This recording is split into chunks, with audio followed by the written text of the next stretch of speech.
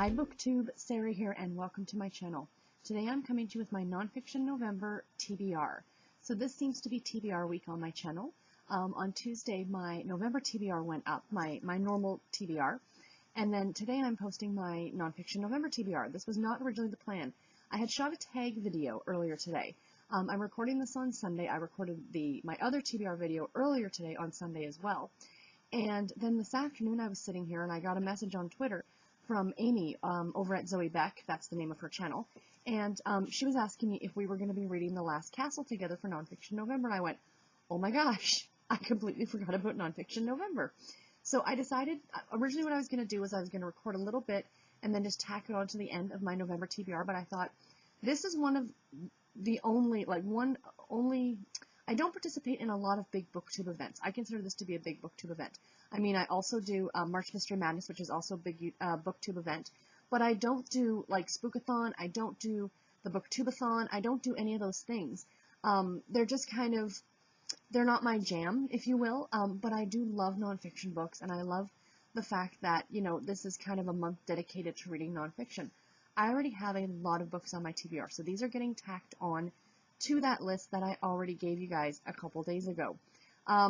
So if I can read everything that is on my TBR this month, it's something like 26 or 27 books. But all 4 of these books that are on my Nonfiction November TBR are all going to be listened to on audio. Audio is the easiest thing for me to listen to. I have a whole bunch of audiobooks on my TBR, but I do increase the speed on them, so it's not that big a deal.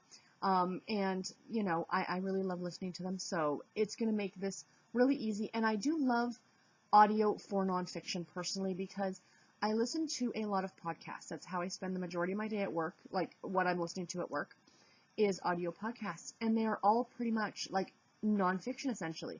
I listen to Sawbones, which is the, you know, weird medical history. I listen to the Stay in History class, which I just absolutely love. There's a new one called Savor. It used to be called Food Stuff, so it's like the history of food. You know, stuff like that. Obviously, you're sensing a theme here. I love history. And you're going to note that when you see my TBR. All these books have history in common. Now, Nonfiction November, in case you didn't know, is hosted by Olive over at Book Olive. I will leave a link to her channel in the description box below. And she puts this on, I think this is the 3rd year in a row that she's done this. I did it 2 years ago, and I participated a little bit. I think I read 1 or 2 books. Last year I didn't do so good. I only read 1. But this year I'm really hoping to get all 4 of them done. What I love about this is the challenges that she gives are more like prompts. She gives you 1 or 2 word prompts, and then you kind of go with that and figure it out. But really what she's encouraging you to do is just to read as much nonfiction as you can. If you don't ever read any, challenge yourself to read 1 nonfiction book. You know, if you read a lot of it, read a bit more, or read something maybe different. I don't know. Or participate in the challenges. I'm doing the challenges, and I already kind of picked out the 4 books that I wanted. And then, sorry, that was my oven going off.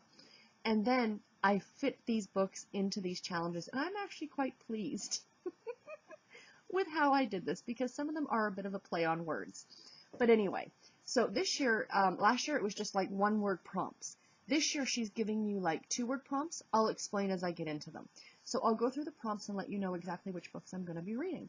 So the first prompt is past time, 2 words, or pastime as 1 word.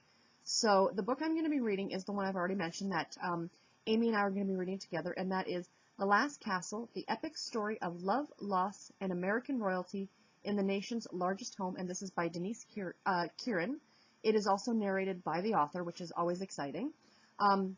This is the history of the Biltmore estate, and this book has been on my radar for a long time. It came out late last year, and I had it on my anticipated reads list when it was released, but I still haven't gotten to it yet. And I mentioned it in my rewind video about a month or so ago, and that's when Amy contacted me, and I think she contacted me and she's like, I want to read that one too. So we're actually going to read it together. It's not a buddy read. I'm actually not a big fan of true buddy reads. I find them to put a lot of pressure, you know, let's read this book together this week, you know. You're trying to keep up with page counts and stuff like that. I've done it once before, and I felt it took away a bit from the reading experience for me. I know a lot of people like them, and if it's your thing, that's cool. But Amy and I just pretty much said, let's just both read this for Nonfiction November. So it'll be a lot of fun because the both of us are reading it. So when she does her wrap up, I can see what her thoughts were on it and vice versa.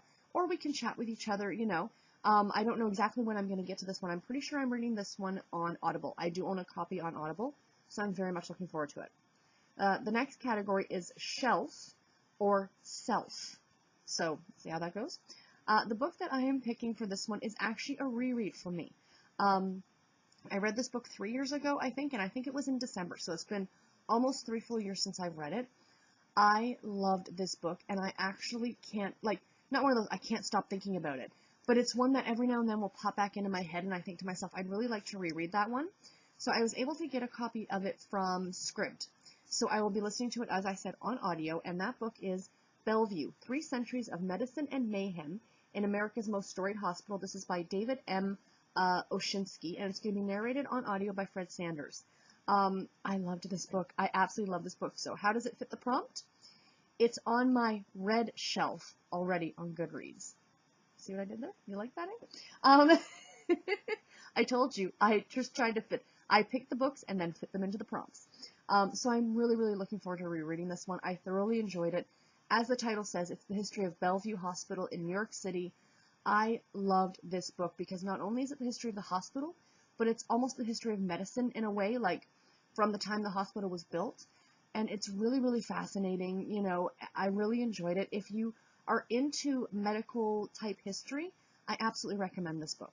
The next one, category number 3, is wander, like to wander, or wonder. And the book I'm going to be reading, I don't want to say the title because it is a swear word, but it's Holy Sugar. Let's use the word sugar in place of the word I would actually be using. A Brief History of Swearing by Melissa Mohr, I believe is how you say her last name.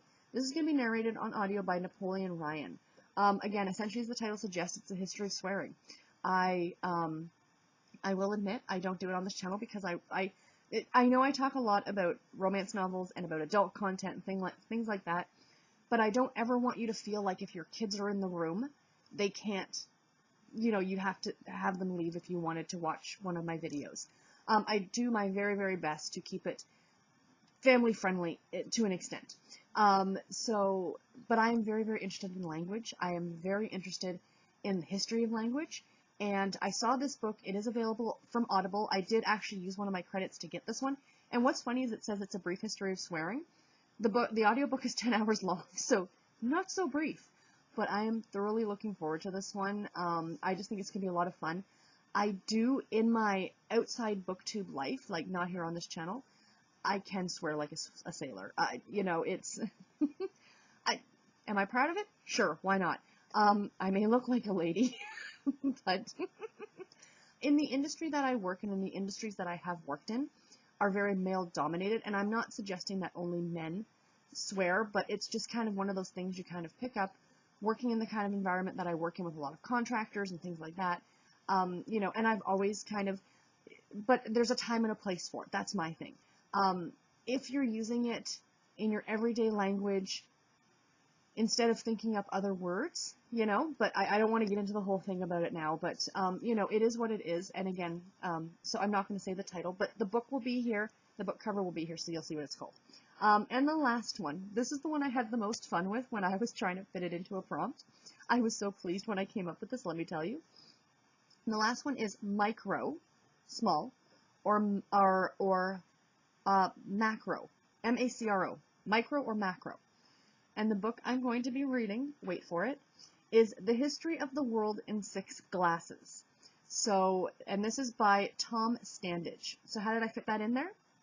One of the types of drinks. So this entire book is telling the history of the world based on 6 different drinks.